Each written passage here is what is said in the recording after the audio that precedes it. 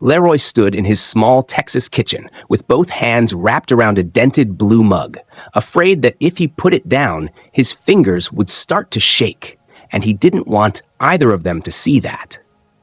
The late afternoon sun fell through the window over the sink in long gold lines that cut across the old Formica table and lit the pale dust on its edge. Emily sat in the chair she had used as a teenager to finish homework, a cardigan pushed up to her elbows, cheeks still bright from the wedding 2 days ago, her ring catching the light like a tiny star that kept blinking.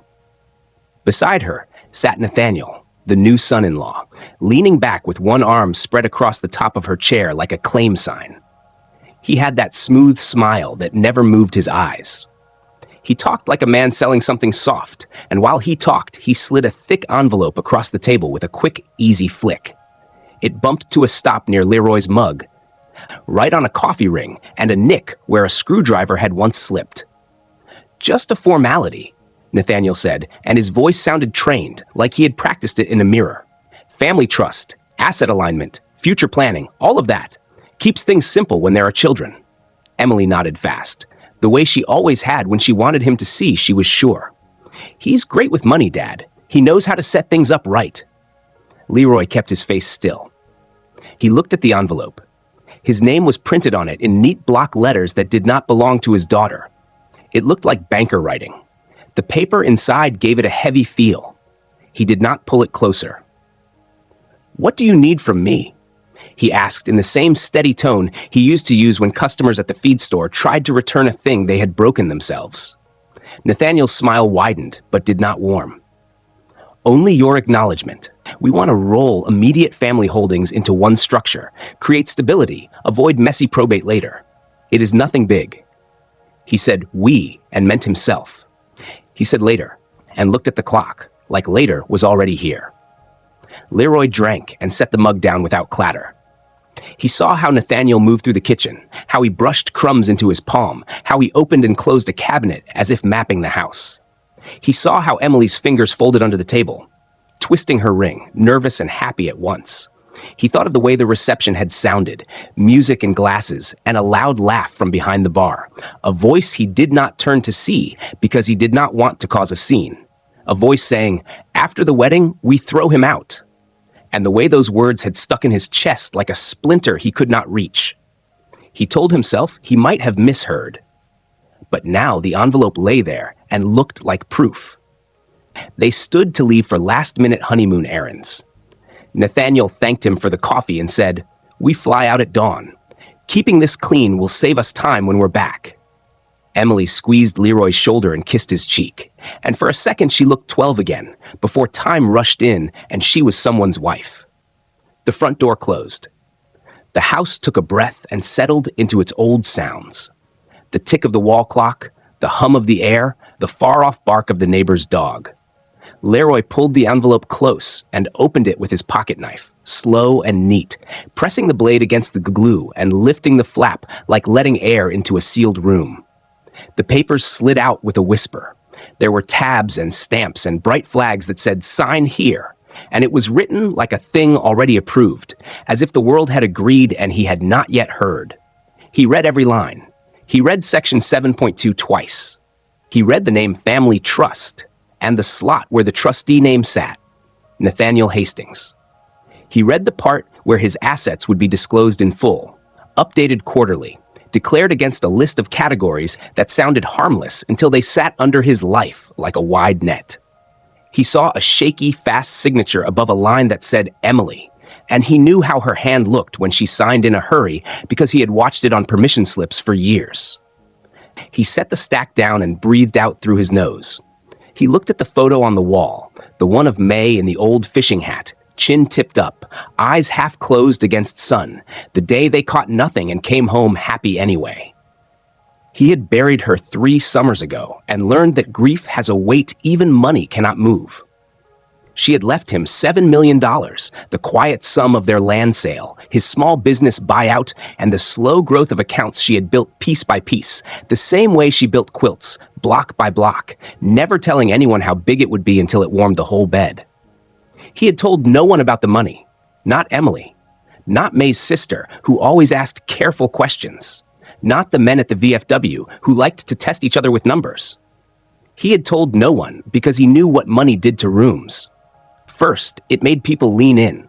Then it made them lean away. Then it made them lean toward you again, but with a different face. He poured more coffee. He read the papers once more, this time fast, letting the words pass over him like rain over a tarp. Then he slid them back into the envelope and put the envelope on top of the refrigerator where he kept things that were not part of today. He wiped the table with his palm until he found only smooth wood. He washed the mug and set it on the dry rack. He walked to the back door and looked out at the pecan tree that refused to die, no matter how dry the summer ran. He thought about the sentence from the reception and about the way Nathaniel had let himself into the house of Leroy's life with that easy arm over Emily's chair. He thought about patience and about how a trap does not work if you close it too soon. The living room was cool and dim, and the recliner sighed when he sat. He picked up a small notebook from the side table and turned to a page where a name and number were written in block letters of his own. Daniel Reyes, attorney. He did not call yet. He set the notebook by the phone with a blue pen across it. He turned on the lamp over the kitchen doorway and left it burning so the contract's shadow showed on the floor. He did this because he wanted to see it there when he woke in the night and remember the shape of the thing he was facing. He closed his eyes and let the day run through him in order, from the first light through the ring flash to the envelope slide, and after the end he added 3 words that steadied him. Not yet, son. Outside, a truck went by and the sound faded. Inside, the clock ticked toward evening.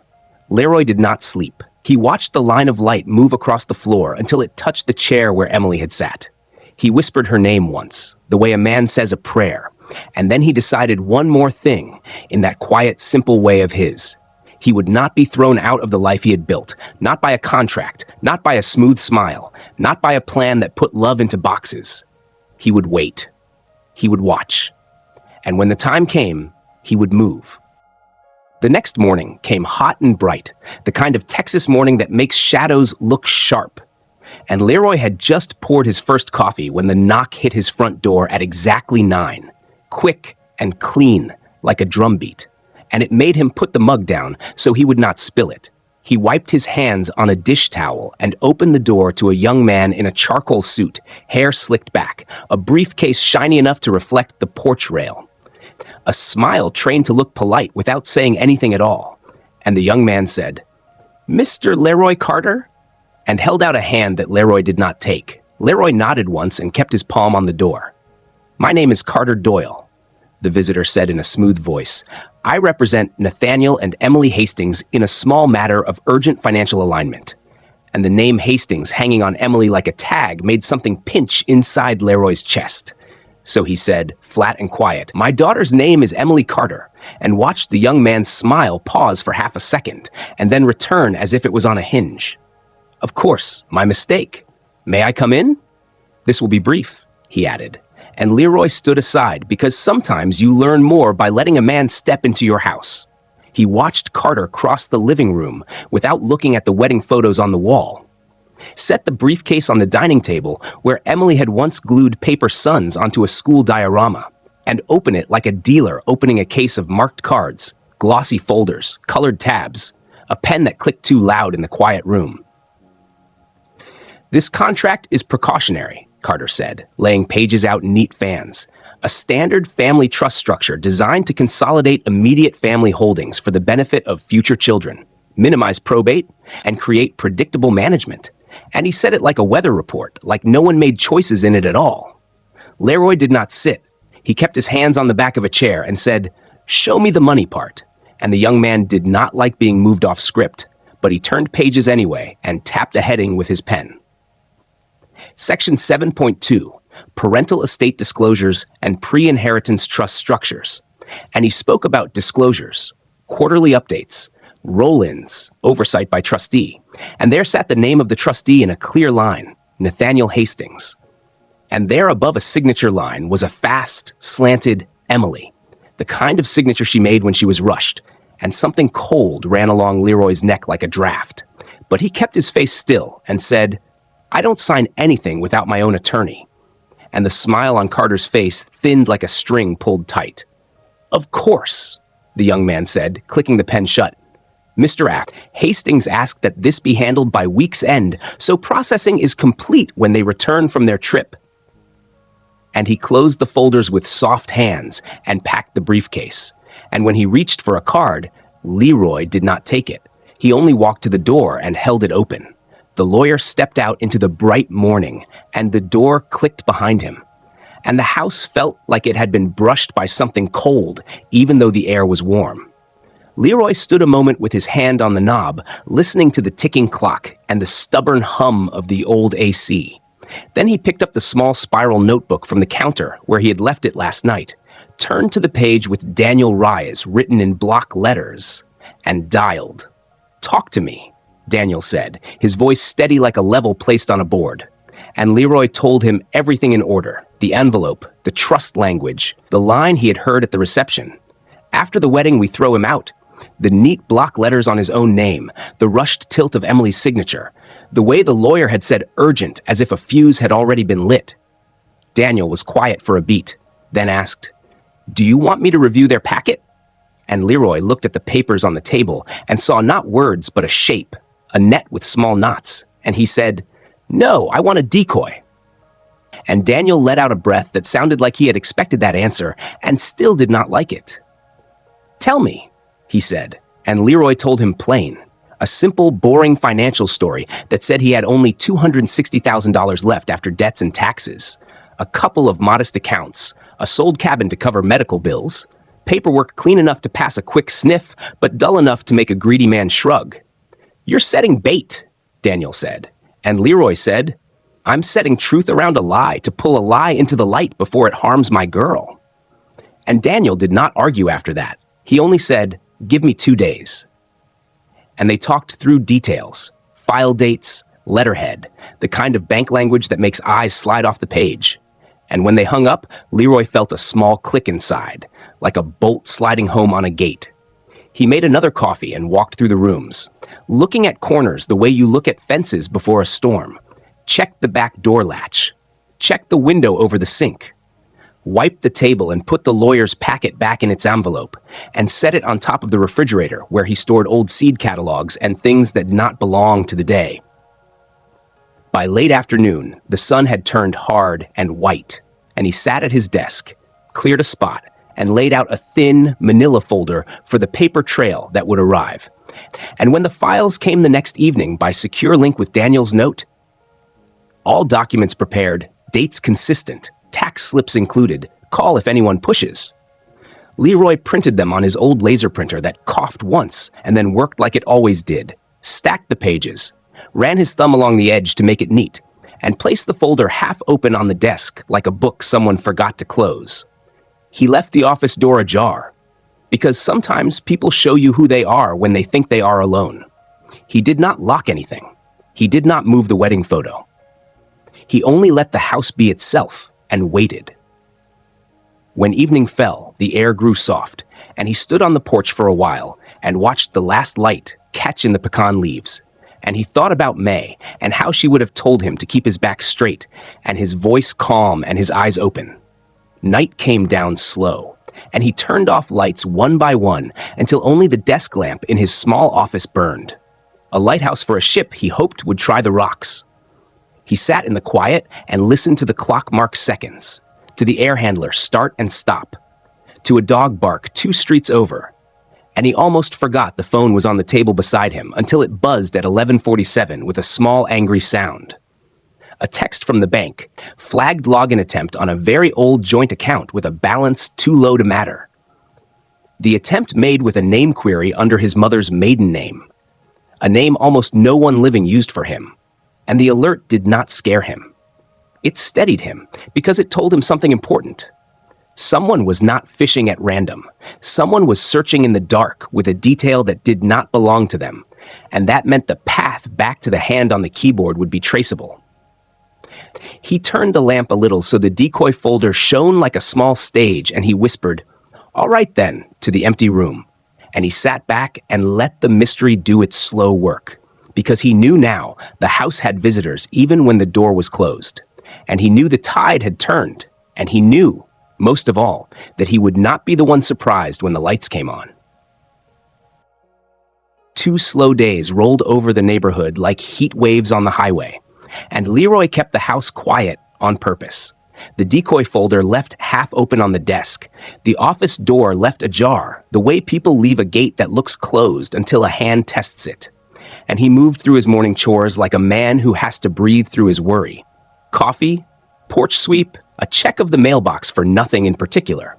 Until near noon on the 3rd day, his phone buzzed with the second alert. Not a simple wrong password now, but a flagged attempt against his digital profile. Device noted, IP logged, the note at the bottom saying the attempt had come from Emily's tablet. And that detail felt like a cold coin dropped into his shirt because it told him 2 things at once. The searcher was close to his daughter, and the searcher was not careful. He called Daniel and read the alert word for word, and Daniel said gently, "We can trace this if it becomes necessary." But added something Leroy already knew, that proof did not always change a heart that had already chosen a story. Leroy stood a long time at the kitchen window, looked out at the stubborn pecan and at the street where late light made the blacktop shine. And then he dried his hands and called Emily with a voice he made light on purpose, asking her to join him and Nathaniel for lunch when they were back from the trip. His treat. No heavy talk, just a meal. And Emily sounded relieved, almost grateful, like the simple idea of sitting at a table together could turn the air back to how it had been when life was easy. And she said yes quickly, and then added that Nathaniel would be glad to see things smoothing out. And Leroy said, of course, and set the phone down, and went to the closet to hang his good shirt where it would not crease. 3 days later, he waited at the small garden cafe on the north side, the place Emily had loved since school days, with koi sliding under pale water and red roses pinned up the lattice like notes on a board, the smell of cedar and a little vinegar from the kitchen. And he took the corner table that saw the whole courtyard, because he liked to watch people's faces as they arrived, and he laid the decoy inheritance summary inside his old leather folder and practiced keeping his hands still. Emily came first in a soft summer dress, eyes bright and tired at once, and she hugged him quick and tight like she wanted to hold 2 truths together and not let either fall. Then Nathaniel strode in behind her with his hands in his pockets and a look like he had been here before in 100 other places, and he nodded at Leroy and pulled out Emily's chair as if the gesture belonged to him alone. And when they all sat, Nathaniel looked around like a man who likes to name the price of things, and he smiled and said, "Good pick," and talked about the trip in big words and smooth stretches. And Emily laughed twice and watched Leroy to see if he heard the parts that were supposed to be light. And when the waiter left with their order, Leroy took out the leather folder and placed it on the table so gently it made no sound and said, "I read the papers you left me, and I wanted to be fair, so I brought my inheritance summary." Then slid the top page toward the couple and let it sit there. The page was simple on purpose, totals neat and small. $260,000 after debts and medical costs, a short list of accounts, a sold fishing cabin to cover bills, nothing exciting, and nothing that looked like it could become exciting.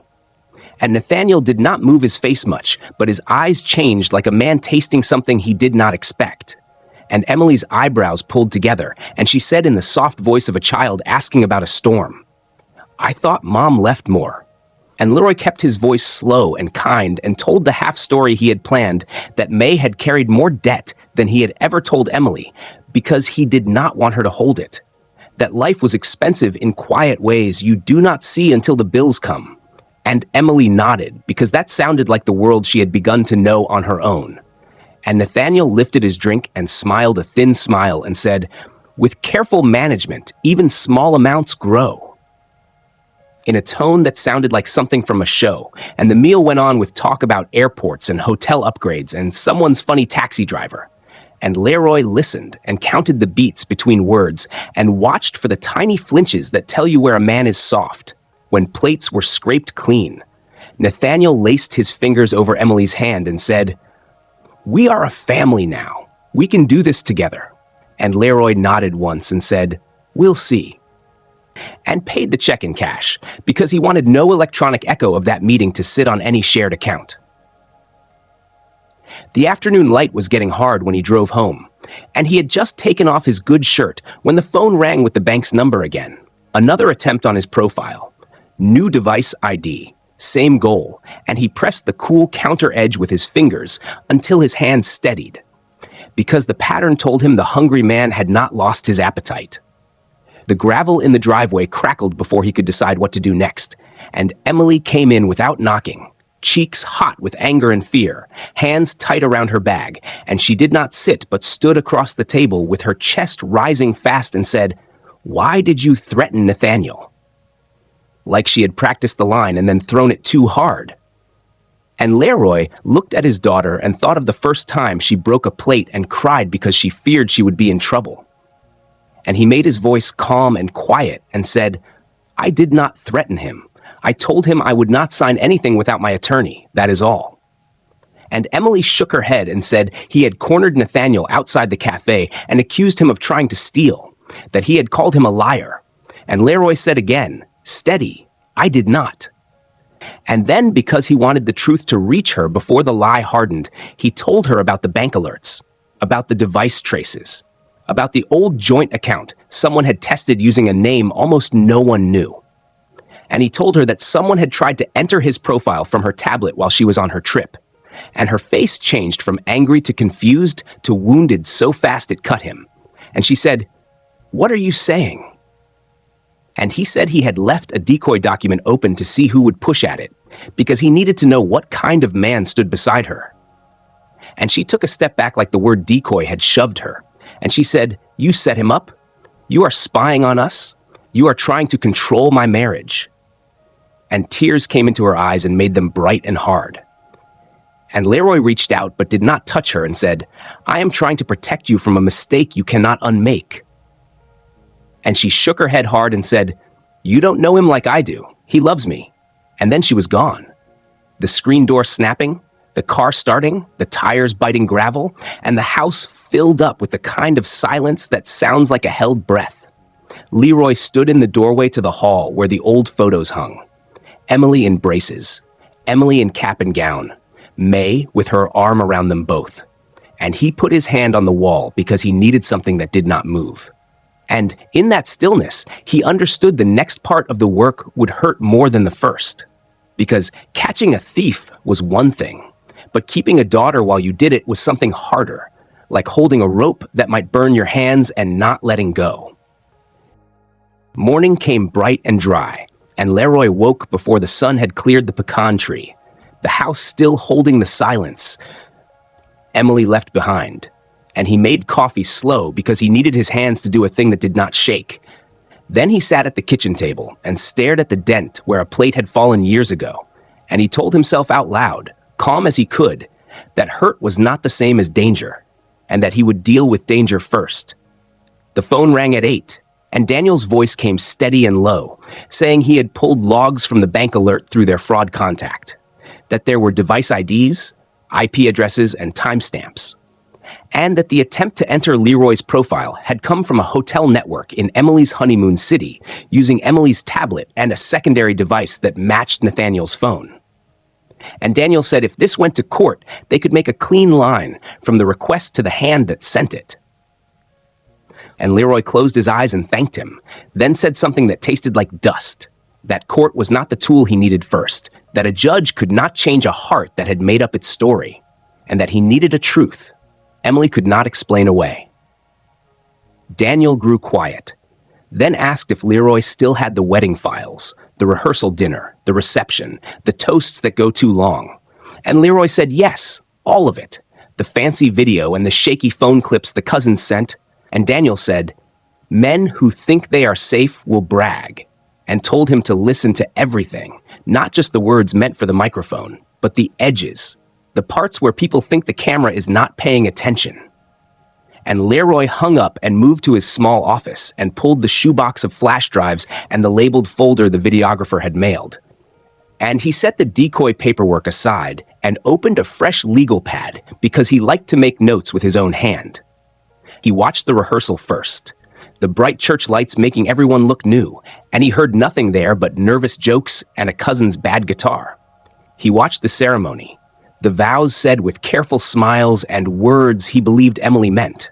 And he paused once when Nathaniel looked not at Emily, but at the guests, like he was checking their faces. But he let it pass. Then he dug into the long tangle of reception clips, the ones with laughs too big and glasses that clink, let them wash over him, replayed the faces that slid in and out of the frame. And he leaned forward when the sound on one phone video came in clean as a radio. A circle of men near the bar, ties loose, the music a soft thump behind them, and a voice he could not see said with a sloppy grin, "After the wedding, we throw him out." And another voice, clear, easy, proud, answered with a laugh, "Not yet. Give me a month. You'll see." And there was a little chorus of hoots and a slap on a shoulder, and someone said to drink to that. And Leroy stopped the clip and rewound it and played it again. And this time, he closed his eyes and just listened, testing the shape of the words in his ear. And the second voice, the "give me a month" voice, he knew it as sure as he knew the sound of his own gate latch. It was Nathaniel. And the first voice was one of those groomsmen with the sharp haircut who had hovered near the money box during the gift hour. And Leroy wrote the words out on the pad, slow, in block letters, like the envelope had done to him. And he sat still for a long moment and let the quiet in the room return. When he moved again, he copied the cleanest cut of the clip onto a new USB drive, then copied it twice more because he had learned in life that a thing worth keeping needed a twin. And he labeled one for Daniel, one for Emily, and one backup. And he slid for Emily into a plain envelope and wrote her name on the front in his own careful hand. Before he left, he called Daniel back and read the words he had found. And Daniel said that between the bank traces and the clip they had enough to box Nathaniel in hard, and asked if Leroy wanted him to push now. And Leroy said no, he wanted Emily to see this herself before any man in a suit told her what to think, because he owed her that. And Daniel agreed, said he would sit tight, and told Leroy to be careful with the delivery. Leroy put on his good hat, even though he did not need it, and took the old truck across town, kept to the right lane, watched the traffic slide fast on his left, and parked on the street by the tall glass condos where Emily lived now, a place with a front desk and a polite smile. But the mailboxes were still in a little alcove near the elevators. And when no one stood there, he slipped the envelope inside the slot with their number, then stood a second to make sure it did not catch on anything. And then he walked back out with his hands empty and his chest heavy and got in the truck. And only then, with the door closed and the city noise muffled, did his hands shake, and he put both on the wheel and let the tremor pass before he started the engine. Back home, the house felt cooler, the office lamp a little too bright, and he turned it off and went to the porch, sat on the steps and watched the street because he did not want to stare at a phone.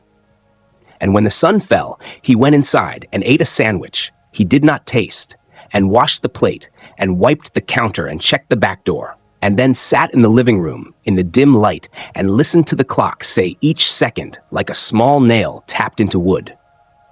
That first night, no one called, and he told himself that was fine, because sometimes the truth needs a dark room before it makes sense. And he slept light and woke twice to walk the hallway and look at old photos until his breathing slowed.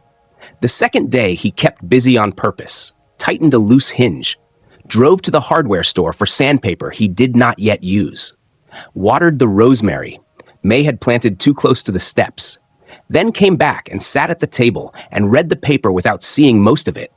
And when evening came again and the phone still stayed silent, he told himself that this was not a bad sign, that it was simply the time between a match and a flame. On the morning of the third day, he stood at the window holding a clean dish towel he did not need, and he heard tires on gravel and knew the sound of his daughter's car before he saw it. And his breath caught, because in that second he understood how much he had been bracing. And he put the towel down and met her at the door. And her face was pale, and her eyes were swollen, as if the night had not let her rest. And she did not knock. She only came in and sat at the table without a word, and put her phone down next to the salt and stared at a spot on the wood. And he waited because he had learned that pushing makes truth shy. And after a long moment, she said, in a voice that scratched like it had been used too hard, that she had watched the clip 3 times. That she had asked Nathaniel, and he had called it a joke, and told her she was cruel for spying. That he had told her she was letting old grief turn her against love. And that after he fell asleep, she had checked his browser history and found searches she did not want to read. Words about bypassing verification, about trusts, about moving funds without alerts. And that now she did not know what was real and what was a mask. And Leroy reached for the coffee pot and poured her a cup and set it in front of her and did not say, "I told you." He only said, "I am here." And when her phone buzzed on the table, they both looked down and saw his name and the start of a message. And the choice of what to do next rose up between them like a small hill they would have to climb together. The meeting came together fast because Daniel moved like a man who had done this many times before. And by noon the next day, he had secured a conference room on the 22nd floor of a glass building downtown. The kind with bright lights, cameras in the lobby, and a receptionist who spoke softly into a headset. He told Leroy to bring Emily, to bring nothing else, and to let the paper do the talking. So Leroy drove his daughter in the old truck, the engine a steady comfort in his hands, and Emily rode quiet, eyes on the city that kept sliding past, until they parked and took the elevator up and stepped into a room with a table long enough to seat a team. A wall of glass that looked over Houston, a pitcher of water sweating on a tray, pens in a neat line, and a small black device in the corner that Daniel said was a recorder, so no one would argue about what was said. Daniel greeted them with a short nod, laid a thin stack of folders at Leroy's seat and Emily's, and kept another set in front of him. And when Leroy opened the top one, he found clean copies of everything that mattered. Printouts of the bank fraud alerts with timestamps in bold, a page that tied the device ID on the login attempt to Nathaniel's phone, a map that marked the honeymoon hotel Wi-Fi and the times it touched the bank server, and a still frame from the wedding clip with the words underneath typed in a clear block font. "After the wedding, we throw him out. Not yet. Give me a month. You'll see." Leroy read those lines once and then closed the folder because he had already memorized them.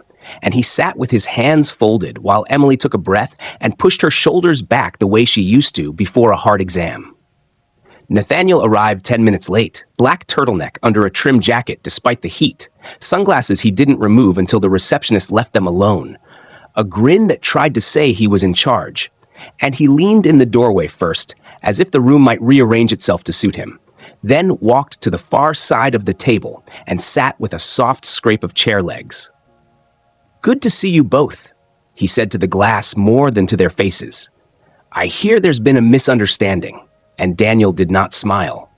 He simply slid a fourth folder across the table so it came to rest in front of Nathaniel's hands and said, "We're here to correct the record," and then waited, because silence is a tool. Nathaniel flipped the cover with his thumb, turned a page, and the rhythm of his breath changed a little as he scanned the logs, the way a man's chest tightens when he sees his own name written next to a time and place he cannot deny. And he said, "This proves nothing about intent. A touch too fast." And Daniel spoke in that slow classroom voice he used when he wanted every word to land.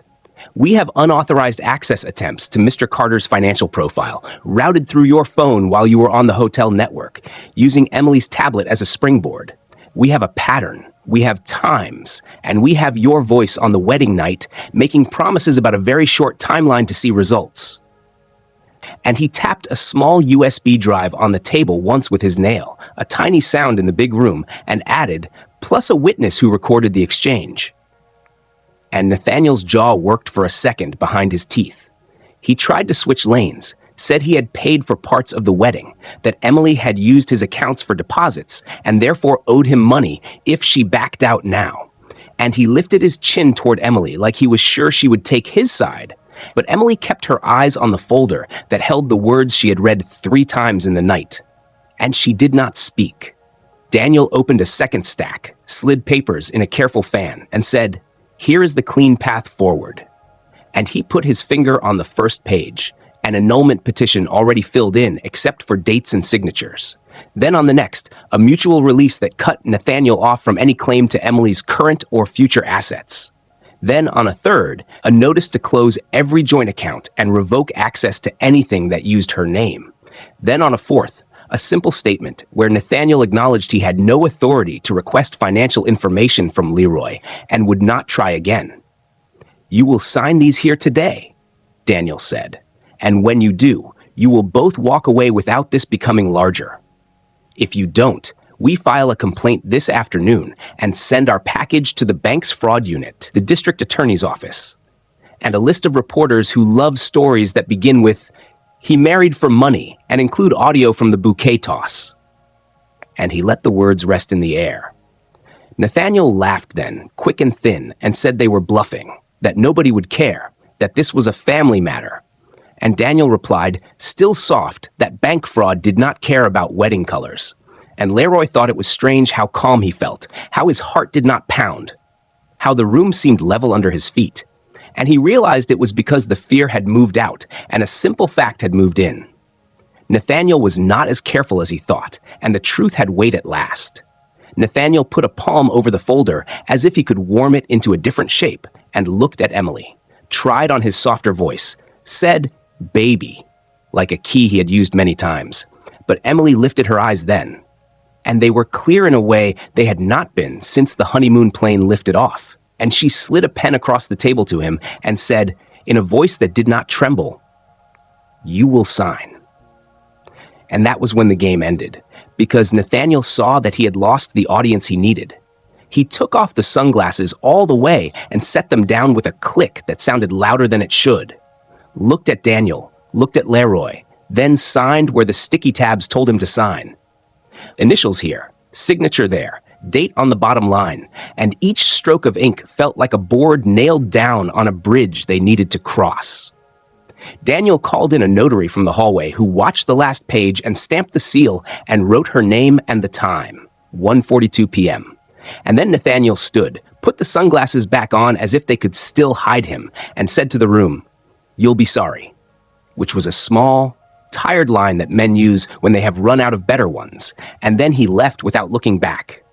The door closed gently, the air settled, and Emily bowed her head and covered her face with both hands, shoulders shaking, and Leroy did not speak.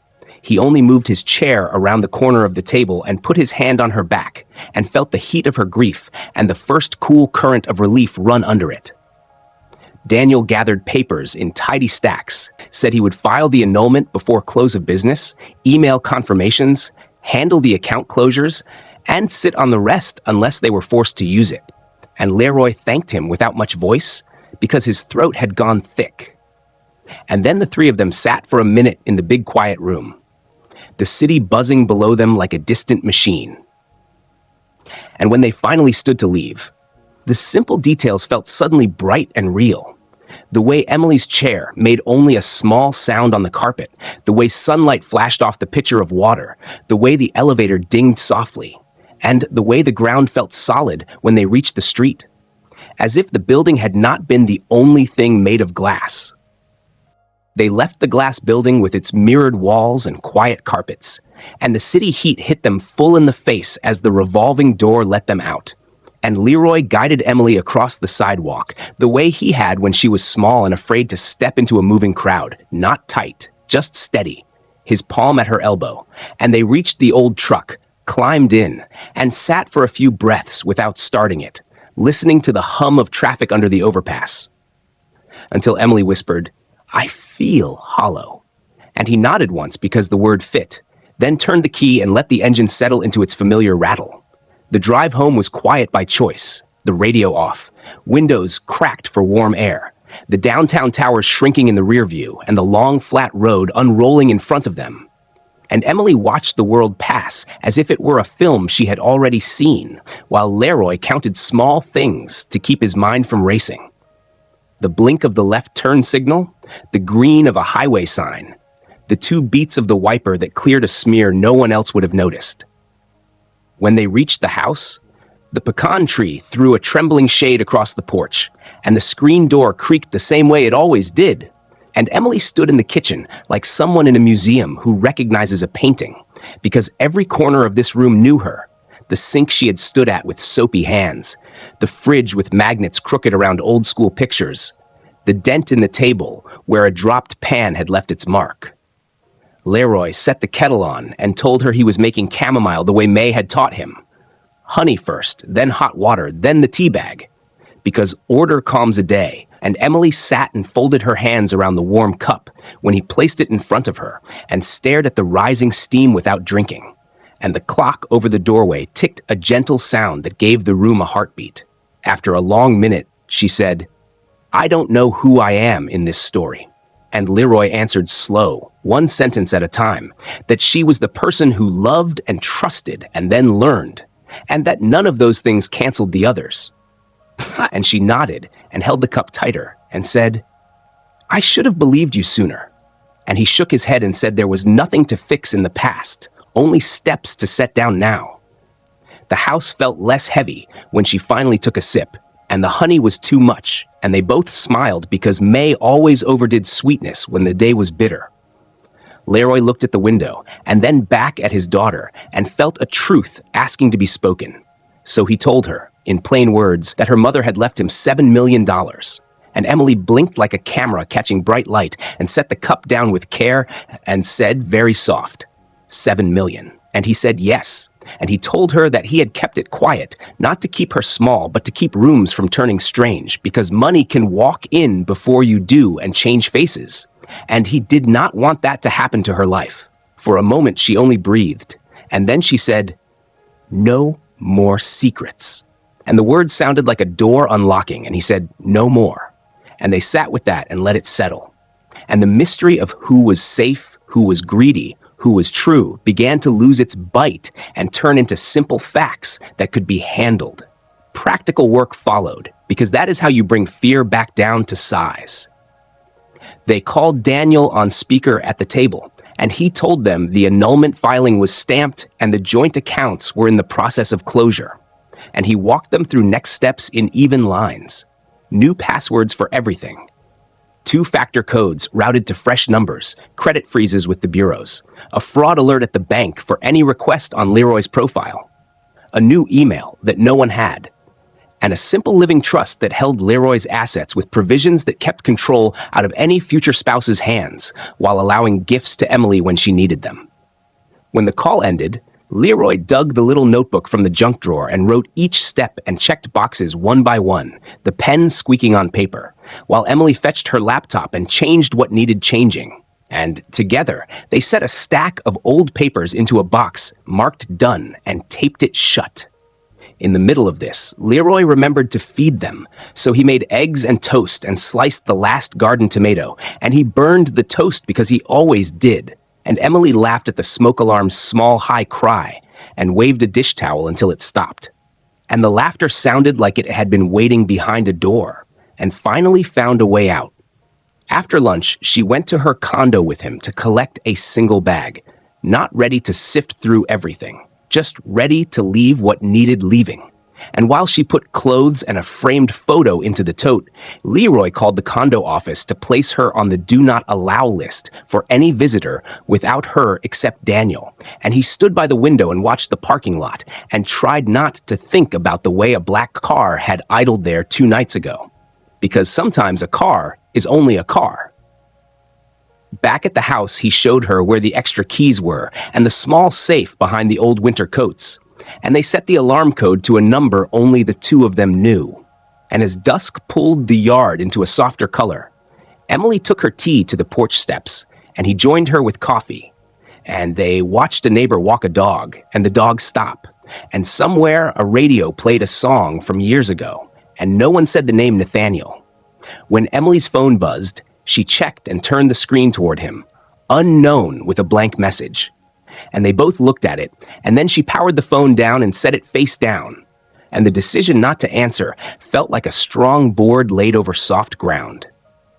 The evening slid into night with simple acts, dishes washed and stacked, porch light checked, back door latched, blinds tugged straight, and the house began to feel like itself again. Not a place under test, but a place at rest. Emily made up the sofa with the old quilt May had stitched from summer shirts, and Leroy stood in the hallway and watched her tuck the corners in and thought how many rooms in this house had been saved by steady hands. Before bed, she asked about the money once more, not the number, but what it meant. And he told her that he had not decided everything yet, but he knew this much. The first job of dollars was to protect, not to show off, and that he had a short list on his nightstand: roof, air conditioner, the clinic van, a small scholarship for kids who worked after school and still passed algebra, and something quiet in May's name, because spending is easy, but aim is hard. She smiled at that and said the list sounded right, and they switched off lights, and she lay with the quilt under her chin and listened to the steady click of the hallway clock, and he lay in his room and counted breaths. And for a long moment, he was sure he heard an engine idle out on the street, low and patient. But when he went to the window and moved the curtain, the sound was gone, and there was only the porch light and the slow wing of a moth. And he told himself that memory sometimes plays tricks in the spaces fear leaves behind. He checked the locks one last time, then returned to bed and let his eyes close, not forcing sleep, just letting it find him. And as he drifted, he thought of May's line from a letter he kept folded in his dresser. If the money makes you small, give it away. If it helps you protect who you love, keep it. And he understood that the true thing he had passed to Emily that day was not a dollar or a plan, but a way to see through a mask and keep her own shape. And the house breathed easy around them, and the night held. The next morning began with small work, because small work keeps a person steady, and Leroy fried eggs while the toaster clicked, and Emily sat at the table with the quilt still on her shoulders. And when the phone buzzed, it was Daniel saying the filings were accepted and temporary orders were in place to stop any grabs at accounts until the annulment ran its course. And he asked them to meet the bank's security officer at 10. They drove in the old truck with the windows open to the warm air, and at the branch, a manager named Miss Patel led them to a quiet room with glass walls and a whiteboard and offered water. And together they set new rules the way you set posts for a fence. A voice password that only Leroy and Emily knew. A note on every account that said in-person only for changes. A hard block on wire transfers, and a small safe deposit box where Leroy placed the original of May's will and the letter he kept folded in his dresser. Miss Patel printed 2 pages of the flagged attempts for their records and slid them into a folder with the bank's seal. And she said she was sorry for the trouble, and that not everyone came in before the storm hit. And Leroy thanked her and left, feeling like he had tightened 4 bolts you could not see. They stopped at the phone store, where a clerk swapped Emily to a new number and set her handset to demand a 6-digit code, plus a face she had to blink for. And then they drove to the police station and stood at a counter while Officer Cruz took an incident report, assigned a case number, and told Emily she had done the right thing by keeping the messages and not replying, because silence is harder to twist into a story. By noon, the air outside felt heavy. So they went to the little garden cafe with the koi and ate grilled cheese and tomatoes, and it tasted like the calm part of childhood, and Leroy slid a small brass key on a red ribbon across the table and said it fit the back door because sometimes it is nice to come home by the yard. And Emily closed her fingers over it like it was a good stone. The afternoon kept its shape. They drove back to the condo with a cousin to grab 2 more bags while the front desk watched the elevator camera. And Emily took her plants and a framed photo and her grandmother's recipe cards. And they left the wedding crystal because it could sit and gather its own dust. At home, Leroy changed the back door deadbolt and screwed in 2 new motion lights he had picked up from the hardware store. And while he worked, Emily set up a cheap battery camera that Daniel had dropped off the day before, the kind you stick to a door frame and pair to a phone, and they tested it and watched the porch appear on the screen with the time in the corner, a clean square that made the dark feel smaller.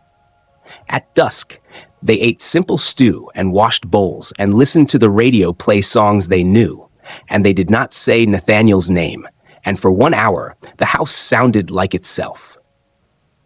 Near 9, a low engine rolled down the street and slowed at their curb, and both their phones lit from the camera, A gray sedan in the edge of the frame. No plates in view. Windows tinted too dark. It idled long enough to make the hairs lift on Leroy's arms and then eased away without stopping. And Emily looked at him and he said, "We log it." So they called the non-emergency line, and Officer Cruz came in 20 minutes, walked the sidewalk with his flashlight, watched the clip twice, gave them his card, and told them to call if the car came back.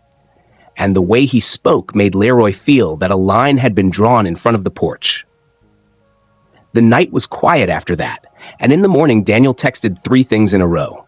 A scanned copy of the signed mutual release, a note that Nathaniel's attorney had acknowledged service and would advise his client to have no contact at all, and a reminder that sometimes quiet is not peace, but a man running out of moves.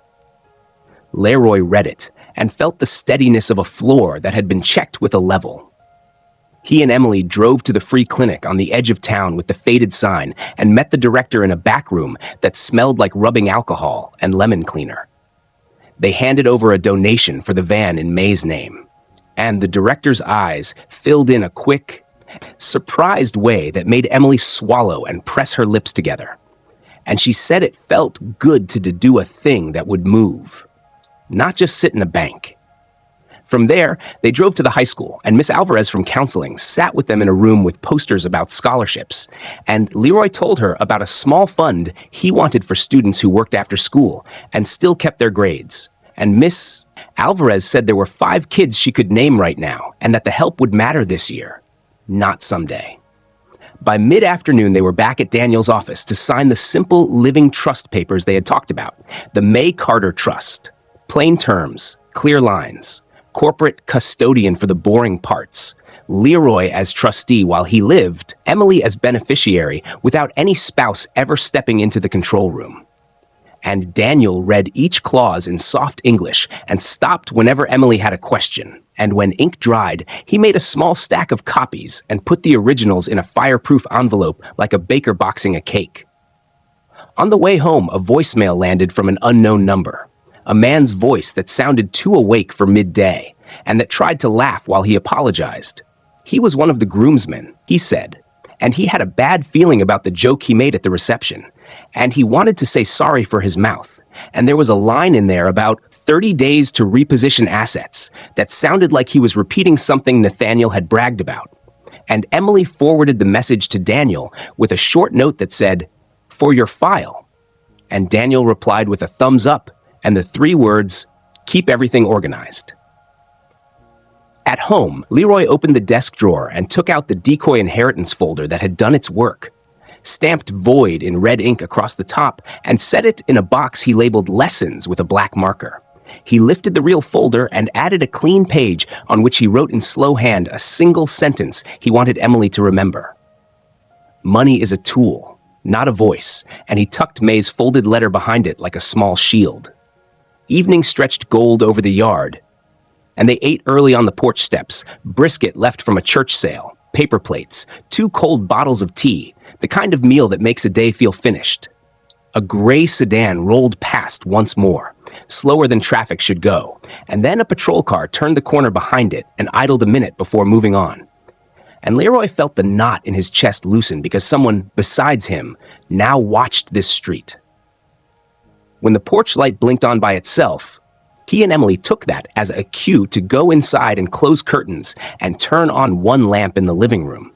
And they went over the list again, checked boxes they had already checked, because repetition can be its own kind of medicine. Bank alerts set, phone numbers changed, credit freezes in place, trust signed, house locks changed, spare key on ribbon on Emily's wrist. When they looked up, the house seemed to breathe. By the time the clock said 10, the day had stacked itself into clear pieces, and Emily lay on the sofa with the quilt under her chin and said she felt like a person again, not a problem. And Leroy sat in the chair across from her and answered that this was what May meant by keeping one's shape. He stood at the front window once before sleep and lifted the curtain an inch and saw only the quiet street, a moth at the glass, and the shadow of the pecan tree drawn long across the yard. And he let the curtain fall and turned off the lamp. In the bedroom, he set his notebook on the nightstand, on top of the list, and the letter, and whispered thank you to a woman who was not in the house, and still kept it standing. And he understood that the mystery that had started with a thick envelope and a trained smile had become something simple. A fence, a door, a key, a girl who had learned to see a mask, and a man who had not been thrown out of his own life.